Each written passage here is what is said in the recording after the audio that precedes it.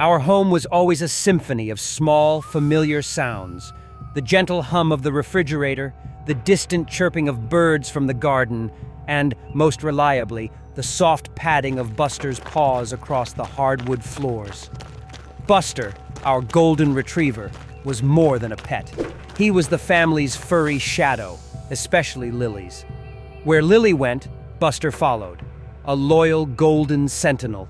He would curl up at her feet while she drew, rest his head on her lap during story time, and even wait patiently outside the bathroom door.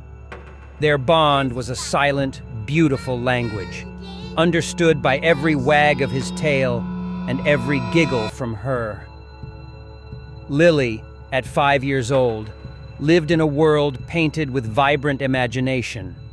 Her drawings were epic tales of dragons and princesses.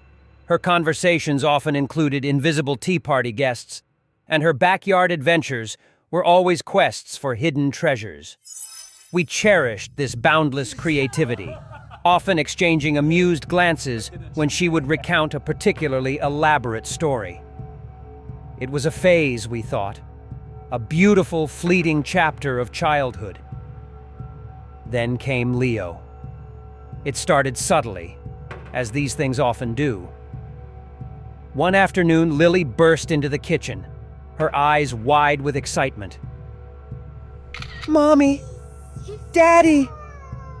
I made a new friend! His name is Leo!" She gestured vaguely towards the empty space beside her. We smiled, playing along. "Oh, really, sweetie? Where is Leo?" My husband, Mark, even offered an imaginary handshake. Lily giggled. "He's shy, Daddy, but he likes our house." We initially dismissed it as a common childhood phase, another imaginary friend, a new character in Lily's ever-expanding narrative. But Buster's reaction was immediate and unsettling. He was usually the first to greet Lily at the door, a whirlwind of happy barks and tail wags. This time, he was frozen at the threshold of the living room, his ears flattened, a low, guttural growl rumbling deep in his chest. His gaze was fixed on the very spot Lily had indicated. He did not move, not even when Lily called his name, his usual joyful tone replaced by a strained whine. "Buster, what's wrong, boy?" Mark knelt, trying to coax him in.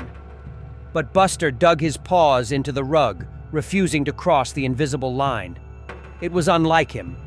He was a gentle giant, rarely aggressive, and certainly never afraid of an empty room. We dismissed it as a strange mood, perhaps a scent we could not detect. Over the next few days, Leo became a permanent fixture. Lily would set an extra plate at dinner, insisting Leo preferred the blue cup. She would spend hours in her room, talking, laughing, sometimes even arguing with someone we could not see. "Leo, no! That's my doll!" she would exclaim, followed by a conspiratorial whisper. We would peek in, finding her alone, her small hands gesturing as if in conversation. It was endearing, if a little odd. However, Buster's behavior grew increasingly disturbing. He stopped entering Lily's room altogether. His favorite spot, a sunbeam by her window, became a forbidden zone.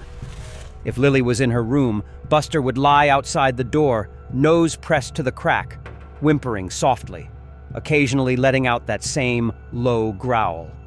His hackles would rise, his body tense, as if sensing a predator. We tried to reassure him, to show him there was nothing there, but his fear was absolute. He would not cross that threshold. One evening, I was tucking Lily into bed. She was recounting a story Leo had told her about a magical forest. As she spoke, a small porcelain doll, a cherished gift from her grandmother, slid off her bedside table and landed with a soft thud on the rug. Lily did not even flinch. "Leo, be careful," she chided, as if it were a playful nudge. My heart hammered against my ribs. I picked up the doll, my hands trembling slightly. "Did you do that, sweetie?" I asked, my voice a little too high. She shook her head. "No, Mommy. Leo was just playing." Mark, ever the pragmatist, suggested drafts, or perhaps the table was not level. But the doll had been placed firmly, far from the edge. We started noticing other things. Toys rearranged themselves on shelves. A faint, almost imperceptible whisper would sometimes drift from Lily's room when she was supposedly asleep. We would check on her, finding her nestled in bed, but the air in the room felt different. Colder, perhaps. Heavier. The unease began to settle in. A cold, creeping dread that no amount of rationalization could fully dispel. We started sleeping with our bedroom door ajar, listening. Buster, meanwhile, became a shadow of his former self. He ate less, his tail rarely wagged, and his eyes, once full of joyful mischief, now held a constant, watchful anxiety. He would follow me from room to room, pressing against my leg, as if seeking protection. One night, a blood-curdling yelp tore through the silence of the house. It was Buster. We rushed out, finding him cowering at the bottom of the stairs, whimpering, his fur bristling. His eyes were wide, fixed on the top of the staircase, which led directly to Lily's room. He was shaking uncontrollably. "What happened, boy?" Mark whispered, his voice tight with fear. There was nothing there. Just the dim landing, the closed door to Lily's room. But Buster was terrified, a primal fear radiating from him. That was the turning point. We could not ignore it anymore. The dog, our loyal, fearless Buster, was genuinely, unequivocally terrified of something in Lily's room. Something we could not see. But Lily could, and Lily was growing increasingly withdrawn, her bright, imaginative spark dimming slightly. She still played with Leo, but her laughter was less frequent, replaced by a quiet intensity. She would sometimes look at us with an expression we could not quite decipher, a hint of sadness, or perhaps understanding. We tried talking to her gently, carefully. "Lily, tell us about Leo. What does he look like?" I asked one morning, trying to keep my voice calm. She looked up from her cereal, her eyes distant. "He's quiet, Mommy, and he likes to watch me." A shiver ran down my spine. "Does he ever make you feel scared?" Mark asked, his voice barely a whisper. Lily paused, then shook her head. "No, he's my friend." But her grip on her spoon tightened, and she would not meet our eyes. The climax arrived on Lily's 6th birthday. We had planned a small party, just family. Lily was excited, but insisted Leo had to be there. We set an extra chair, a small slice of cake. As we sang Happy Birthday, Lily blew out the candles, her face beaming. Then, as she reached for her first present, a new art set, the lights in the dining room flickered violently, then went out completely. A collective gasp filled the room. In the sudden darkness, a cold gust of wind swept through the room, though all the windows were closed. The birthday banner, strung across the doorway, ripped from its fastenings and fell to the floor. And then, from the direction of Lily's room, we heard it. A distinct, deep growl, far more menacing than Buster's, followed by a sharp, desperate bark from our dog, who was now huddled under the table, trembling uncontrollably. When the lights flickered back on, the room was in disarray. But it was Lily's face that truly froze us. Her eyes, usually so full of innocent joy, were wide with a terror we had never seen. She was not looking at us, or the fallen banner.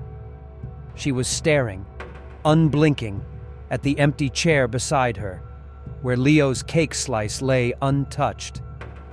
A single tear traced a path down her cheek. "Leo. He doesn't like the noise," she whispered, her voice barely audible.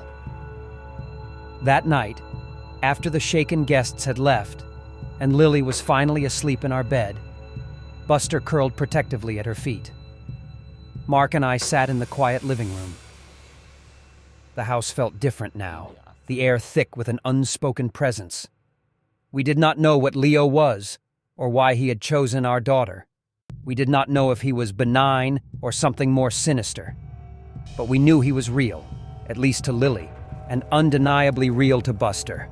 The resolution was not a sudden exorcism or a clear explanation.